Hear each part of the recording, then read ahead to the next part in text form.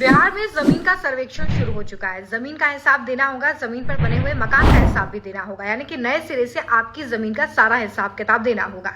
अब अगर सर्वेक्षण की टीम आपके पास पहुंचती है तो उस वक्त आपके पास कौन कौन से जरूरी कागजात होने चाहिए, डॉक्यूमेंट होने चाहिए, ये जानने के लिए वीडियो को अंत तक जरूर देखिएगा, क्योंकि ये रील आपके बहुत काम आने वाली है। तो आपके पास होनी चाहिए जमीन की रसीद, रजिस्ट्री की कॉपी, सेल्फ डिक्लेरेशन लेटर, जमीन का नक्शा, अगर जिसके जमीन नाम पर है वो इस दुनिया में नहीं है तो फिर उसका डेथ सर्टिफिकेट लगेगा। इसके अलावा कोर्ट में अगर ये मामला चल रहा है और जमीन को लेकर कोर्ट ने कुछ कहा है तो उस आदेश की ओरिजिनल कॉपी भी आपके पास होनी चाहिए। इसके अलावा जो आवेदक है उसका आधार कार्ड, उसका वोटर ID कार्ड, और अगर आप उस जमीन के वारिस हैं तो आपके पास उसका भी प्रमाण पत्र होना चाहिए। अब अगर ये सारे डॉक्यूमेंट्स आप तैयार कर लेते हैं तो सर्वेक्षण के समय आपको किसी तरह की कोई दिक्कत नहीं होगी। लेकिन अगर आपके पास ये सारे डॉक्यूमेंट्स नहीं है तो आप इसे ऑनलाइन भी निकाल सकते हैं, या फिर अगर जिले में कहीं आसपास कोई शिविर लगा है तो वहां पर भी जाकर ऑफलाइन तरीके से आप इन डॉक्यूमेंट्स को निकाल सकते हैं। अब देखिए, सरकार का कहना है कि इस प्रोसेस से आपकी जमीन नहीं छीनी जा रही है, बल्कि जो गड़बड़ी पहले से हो रही है